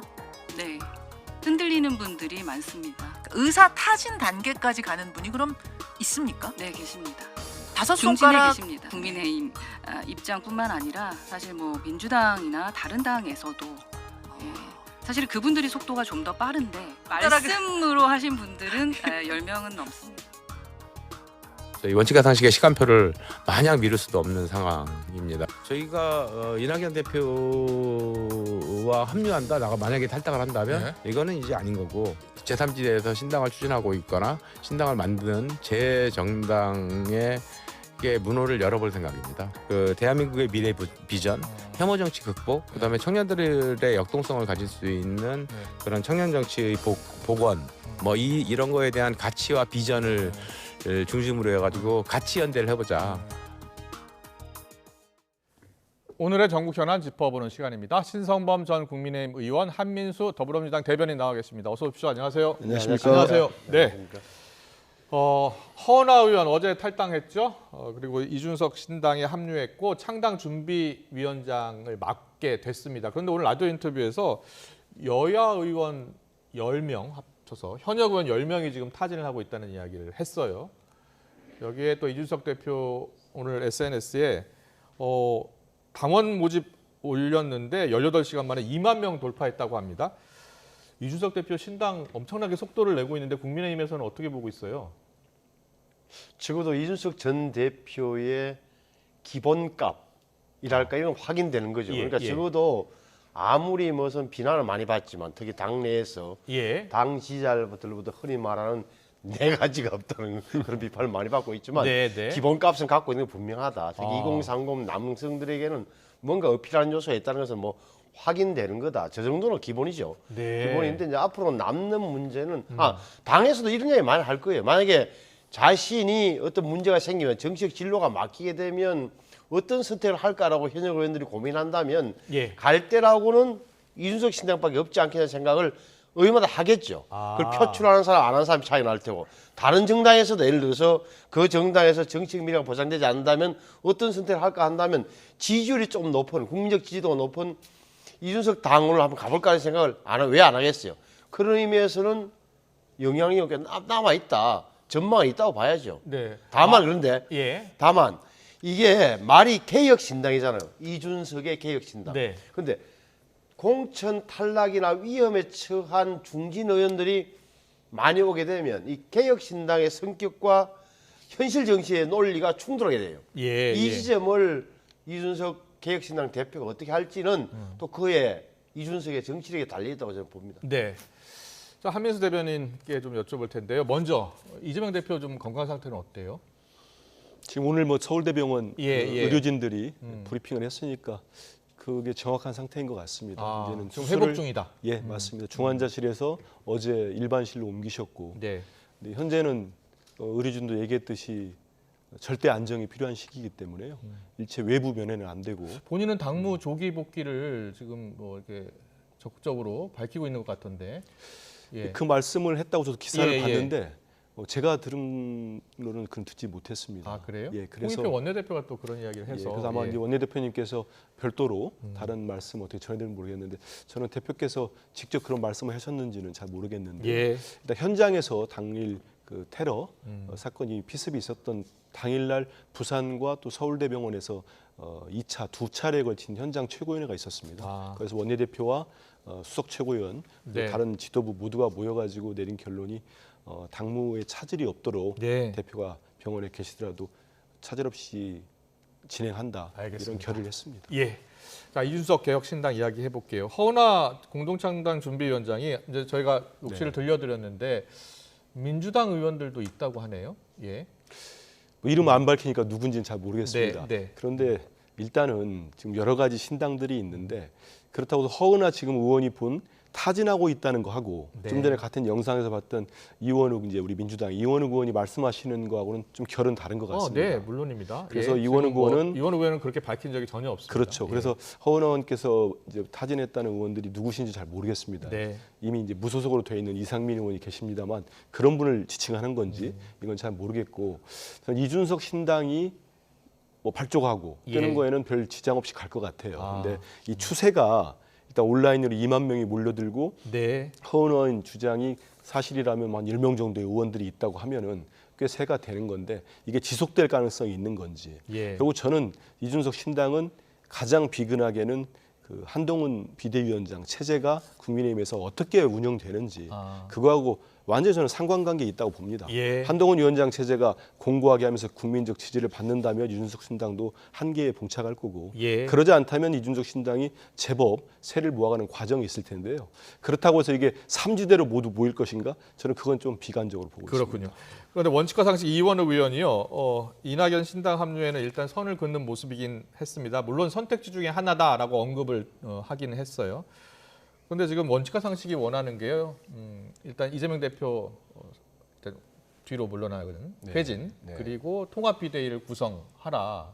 그렇게 그 요구를 수용하지 않으면 탈당하겠다는 거 아닙니까? 좀 답답합니다. 왜냐하면 그 제가 듣는 거로는 이른바 비명계 네 분 계시지 않습니까? 그분들하고 우리 지도부에 계신 분들이 수시로 많은 대화를 해온 걸 알고 있습니다. 그래요? 여러 가지 얘기를 했었는데 그러면서 툭 터놓고 같이 얘기를 할 필요가 있지 않습니까? 진짜 필요한 게 뭐고 원하는 게 뭔지에 대해서. 하다가 대화가 진행되는 와중에 갑작스럽게 이 네 분이 기자회견을 가졌어요. 그러면서 당대표 뭐 사퇴와 통합비대위를 요구했거든요. 근데 만약에 이게 지금의 우리 민주당 지지자나 아니면 우리 당을 좋아하시는 많은 국민들, 특히 우리 뭐 소속 의원들도 그렇고 이게 뭐 적합성이 있다든지 타당성이 있다고 하면 벌써 많은 분들의 목소리가 나왔을 겁니다. 이렇게 가는 게 맞다. 근데 지금 현재로서는 그 네 분 외에는 거기에 대해서 동조하시는 분들이 없습니다. 그래요? 그렇다면 통합비대위 수용이라든지 뭐 대표직 사퇴는 수용 불가. 수용 불가라기보다는 그거를 지금 원하는 당원이 있습니까? 국민이 있습니까? 이재명 대표 체제로 총선을 치르자는 의견이 압도적으로 우리 민주당 지지자와 당원들 사이에 높은데 지금 국민의힘 비대위를 이렇게 비교하면서 그런 목소리를 내시는데 국민의힘은 지난 우리 국민들 다 아시지만 10월 11일 날 강서구청장 보궐선거에서 참패를 했습니다. 역으로 그러면 우리가 17%포인트 이상으로 우리 당 후보가 승리한 거 아니겠습니까? 그 승리를 이끌어낸 당대표와 지도부를 지금 그만둬라. 여기에 대해서 글쎄요. 어떤 공감대가 있을지 저는 그런 생각을 해봅니다. 알겠습니다. 자, 이런 가운데 유인태 전 사무총장 제3지대 빅텐트 가능성을 이야기했습니다. 자, 어떤 이야기를 했는지 좀 듣고 올까요? 제3지대가 생각보다 이 빅텐트가 쳐질 가능성이 좀 높다고 보여지네요. 저쪽은 뭐 한동훈 지금 비대위원장이 와서 뭐 어쩌고 하는데 전부 윤석열 직계로다가 뭐 공천을 한다든가 또 이재명도 뭐 소위 뭐 비명 쳐내고 뭐 친명 공천으로 치닫는다든가 그러면은 아마 국민들이 야, 이 진짜 두 당 안 되겠구나. 그럼 돌풍이 일어날 수도 있죠. 네, 유인태 전 사무총장은 여야에 모두 쓴소리를 많이 하는 분위기인데요. 만약에 이른바 뭐 검사 공천을 이야기하는 것 같아요. 예? 윤 대통령 직계라고 하는 표현을 보니까 그렇게 검사 공천이 만약에 국민의힘에서 이루어지고 또 민주당에서는 이재명 대표 직계, 뭐 이재명 대표 측근 친명 공천 이루어진다면 제3지대가 뜰 가능성이 있다라는 분석을 내놨어요. 어떻게 동의하세요? 동의해요. 그러니까 이제 유인태 전 총장을 제가 그저께 국회 도서관에서 잠깐 뵀는데 비슷한 말씀 하시더라고요. 예. 자기 연구실 갖고 있어요. 국회 도서관 안에. 예. 저런 말씀 잘 하시니까 틀린 말. 정치 현실적으로 보면은 어떻게 보면 개연성이 높은, 가능성이 높은 말씀을 하신 거예요. 그러니까 이 제3지대의 크기, 성패 여부는 어떻게 보면 양당 하기 나름에 달린 거예요. 말씀하신 대로 사람이 가장 많이 바뀌고 얼굴이 바뀌는 게 흔히 말하는 공직 후보자 추천, 공천일 텐데 말씀하신 대로 우리 국민의힘 쪽에서는 편향적인 공천이 자의적으로 이루어졌다는 정자가 발견된다든지 민주당에서 마찬가지 이렇게 되면 다들 뛰쳐나올 테고 그렇게 되면 한 번 더 여론이 요동치게 되고 3지대의 그 포지션이랄까 부분이 커질 수 있는 거죠.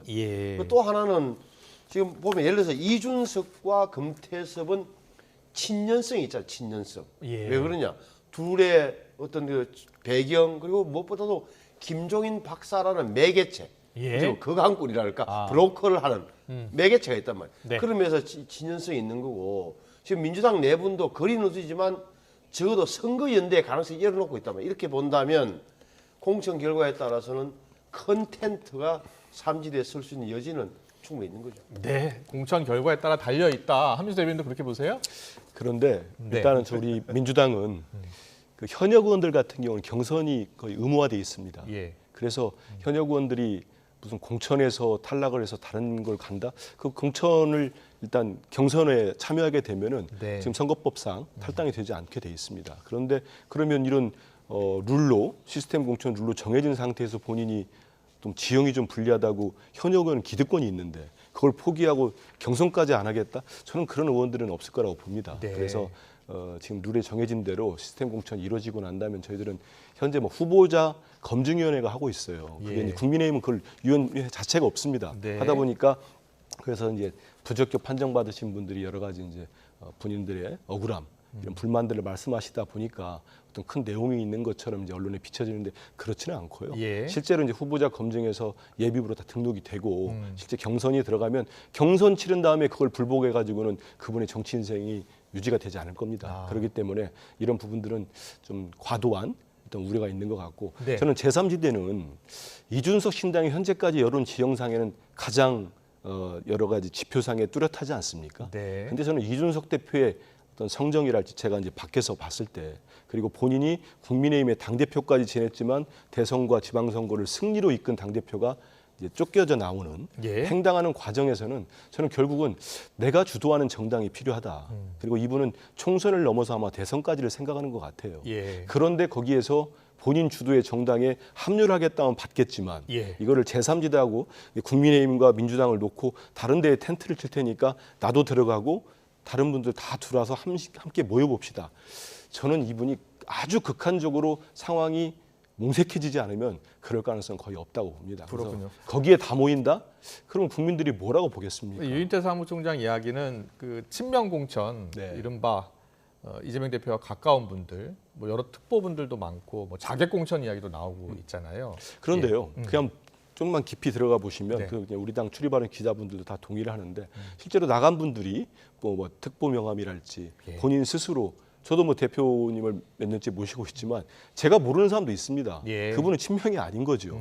그런데 이제 본인은 이제 캠페인 상으로 하는 분들이 있는데 친명이든 비명이든 제가 아까 말씀드린 대로 경선을 해야 됩니다. 현역 의원에 출마하시는 분들은 그 경선을 통과하지 못하면 아무리 친명이라고 깃발을 들고 있어도 경선에서 본인이 지면은 입성을 못하는 겁니다. 아니 공천이 안 되는 겁니다. 그 말씀을 꼭 드리고 싶습니다. 근데 제3자 당 뭐 건너편에서 보자면 이런 부분이 있는 것 같아요. 그러니까 굉장히 시스템 공천을 이야기하고 굉장히 프로세스를 진행 과정을 잘 조율해서 정해진 절차에 의해서 하이든 말은 할 말을 없게 만드는 그 결과를 가져오겠지만 그 과정에서 국민의 유심히 볼 거예요. 이게 강성 지자청들의 구도가 어떻게 짜여지는지 여론조사는 어떻게 하는지 그걸 시스템이란 말로 녹여내는데도 불구하고 뭔가 흔히 하는 말로 뭐라 그럴까 좀 자의적인 판단, 야리고 개입한다면 거기에 대해서는 사람이 뭐 신당에 합류하는 게 아니라 분위기상 정말 유인태 씨 사무총의 말 맞다라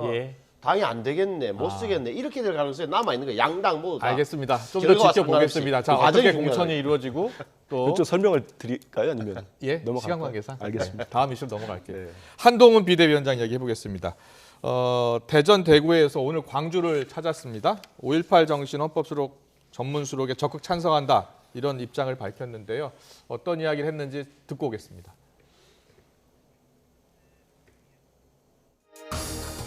5월의 광주 정신은 어려운 상황에서 민주주의를 지키는 정신입니다. 헌법 전문에 5.18 정신을 수록하는 것에 적극적으로 찬성합니다. 그리고 그 방식을 어떻게 할 것인지에 대해서 당 차원에서 잘 논의하겠습니다. 우리 헌법 전문에 이 5.18 정신이 들어가면 우리 헌법이 훨씬 더 풍성해지고 선명해지고 더 자랑스러워질 것 같은데요. 네. 자, 5.18 정신을 헌법 전문에 수록해서 적극 찬성한다. 당 차원에서 잘 논의하겠다라고 이야기했습니다.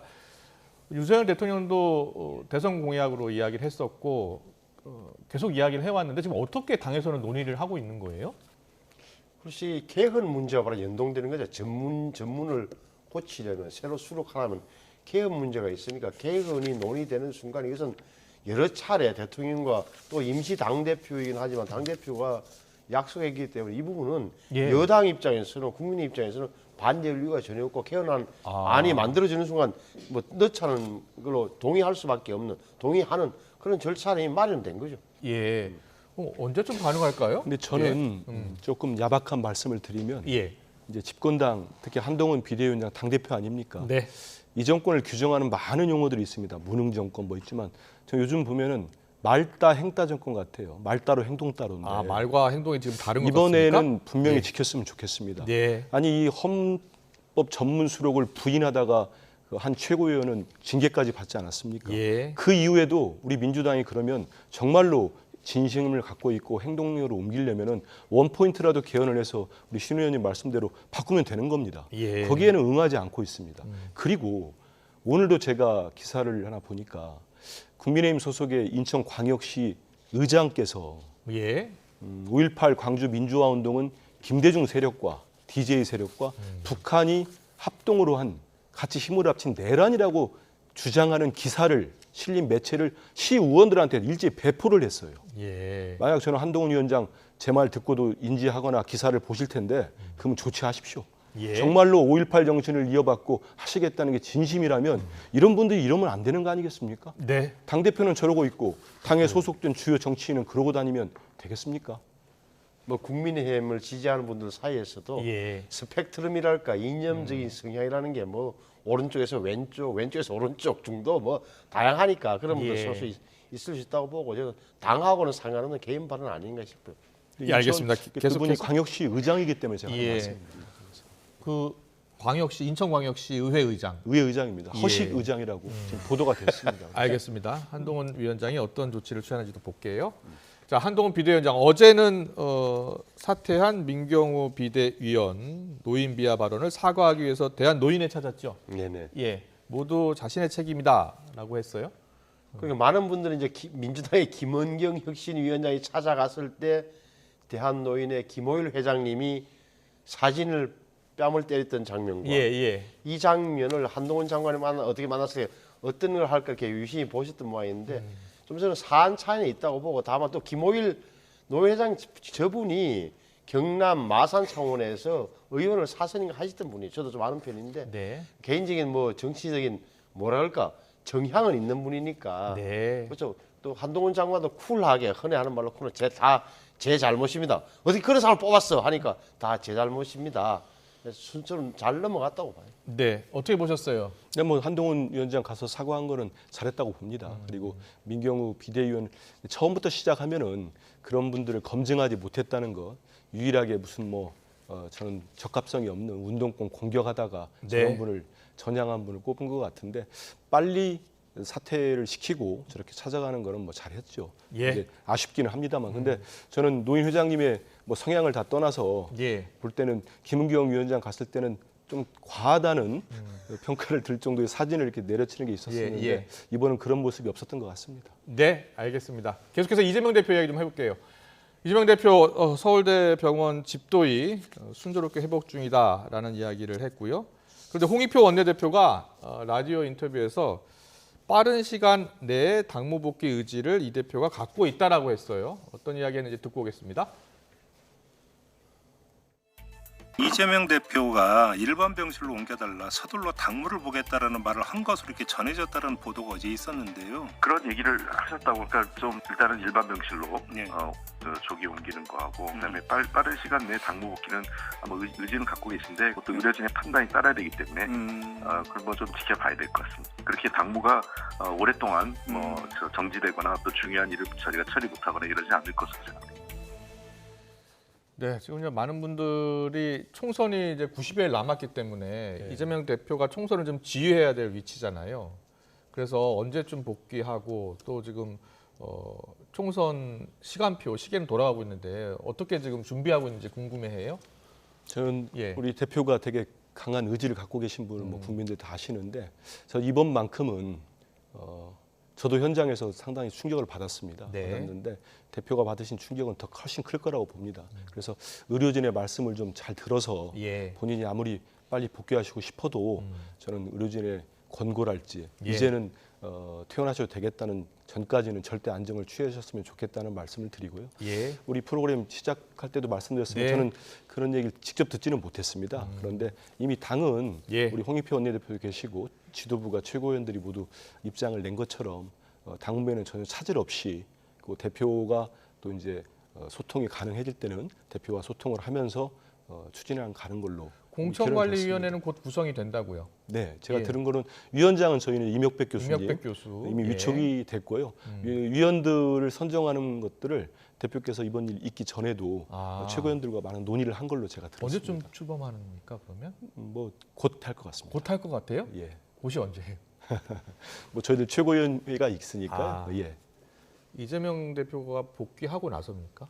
저는 그 전에라도 이미 대표께서 회의가 다 논의가 다 끝나서 지도부 내에서 상당 부분 의견을 다 이렇게 모아진 걸로 제가 얘기를 들었습니다. 그래서 그 전에라도 대표께 뭐 승인만 받는다면은 하지 않을까, 발표하지 않을까 싶습니다. 그렇군요. 알겠습니다. 이재명 대표 조기 당무 복귀 의지를 밝히고 있다라고 이야기 나오고 있어서요.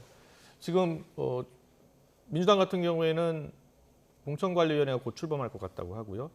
지금 공관위원장이 아직 누구가 될지 모르고 있는 거죠? 국민의힘. 그렇죠. 국민의힘은 당헌 당규상 1월 10일까지 그러니까 다음 주 1월 10일까지예요? 네, 다음 주 수요일까지 공관위를 구성하도록 돼 있어요. 그런데 한동훈 위원장 한 말을 보면 지금까지는 그 규정을 안 지켰는데 자기 지키겠다고 했으니까 그때까지는 이제 공관위원장을 뭐 위촉하고 임명하겠죠. 임명하는데 흔히 하는 말 하는 대로 제가 보기에는 뭐 검찰 출신이 온다 이런 것보다는 그건 비현실적이고 왜냐하면 선거에 도움이 안 되고 오히려 당내에 의구심만 키울 가능성이 많다. 이미지도 안 좋아지는 거 하니까 적어도 최소한 뭐 법조인은 가능한데 적어도 정치력이 있는 정치를 좀 아는 법조인이면 좋겠다는 개인적인 희망을 갖고 있는데 어떻게 될지 모르겠어요. 사실 저도. 어떻게 될지 모르겠다.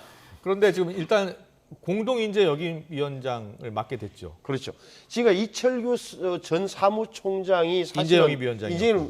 이게 다시 말하면 어떤 분한테 가서 자 우리 당을 도와달라 이번에 출마 의지가 있냐 확인하면서 뭔가를 약속도 하고 담보를 해줘야 되는데 그걸 해왔잖아요. 그러면 중요한 인재 영입이 상당히 중요한 사람이 새로 들어오는 거니까 그러면 한동훈 위원장 입장에서 봐서도 자기가 당대표에서 직접 나서겠다. 다만 과거에 그 일을 쭉 해온 이철규 의원과 공동으로 하겠다. 역할로는 어떻게 될지 모르겠습니다만 지극히 당연한 거고 다만 지금까지 여의도 연구원장 임명한 것, 사무총장을 새로 초선 의원을 임명한 것 이런 거 보면 이른바 물갈이 의지와 폭은 굉장히 크다고 봐야 돼요. 그렇군요. 네, 자 이제 공천 전쟁이 또 시작이 될 것 같은데요. 마지막으로 이재명 대표 피습 둘러싼 각종 음모론 이야기 짧게 하고 갈게요. 네.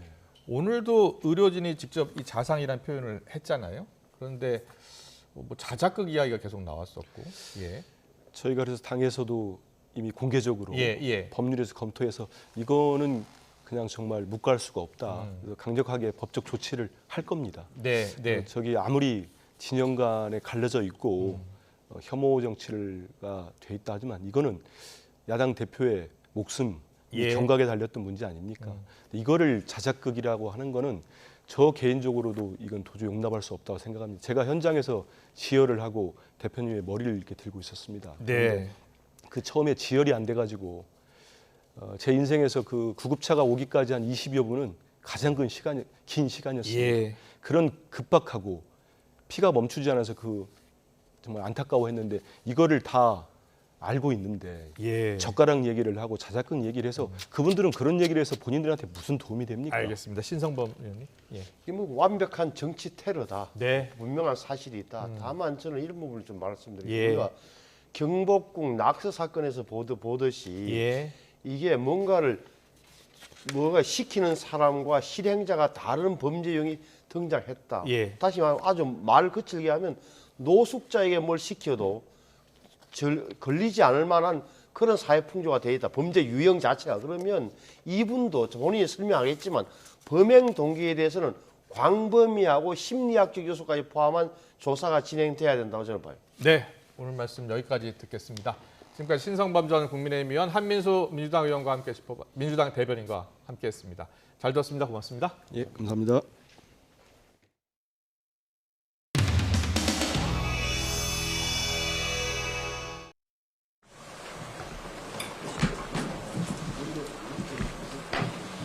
피해자의 신원은 57년생 남성 A씨로 정확한 범행 경위 등에 대해서는 현재 조사 중에 있습니다. 피해자가 사용한 흉기는 총 길이 18cm, 날 길이 13cm에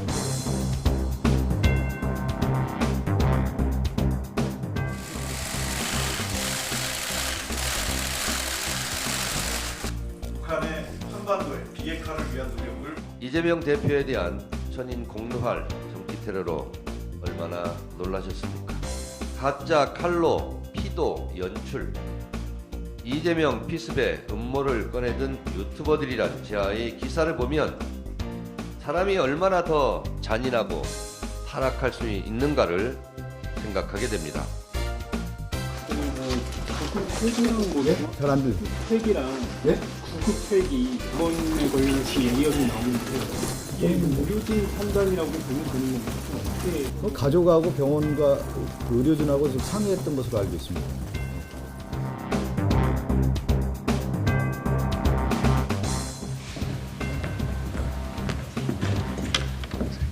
민주주의의 근간을 위협하는 폭력 행위를 강력히 규탄하면서 이재명 대표의 조속한 회복을 기원하고 있습니다. 하지만 이런 가운데 윤석열 대통령과 한동훈 비대위원장을 향한 일부 정치인들의 도 넘은 비난이 국민의 마음을 더욱 불편하게 하고 있습니다.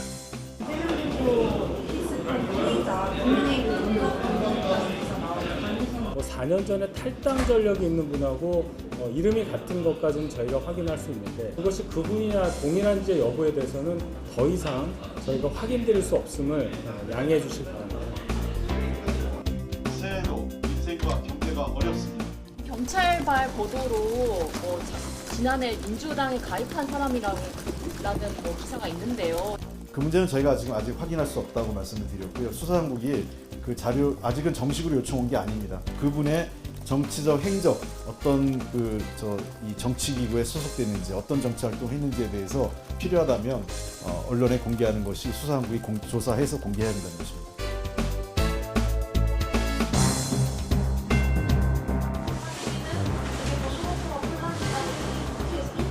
아래 뭐 또 없어요. 아무도 없어요. 저희만 있어요. 실무자만 있어요. 아니요. 실무자만 있어요. 실무자만 있어요. 추가적으로 더 파악해 일단은 그 당적과 관련해서 저희가 갖고 있는 정보가 충분치 않아요. 현재로서는 조심스러운 상황이라서 그렇게까지밖에 표현 못 드린 점 이해해 주세요. 우리 당원들은 그렇게 잘 지금 현재 이런저런 억측과 음모에 대해서 의심 안 하고 있습니다. 제대로 전달된 거죠? 전혀 의심하지 않고 있습니다.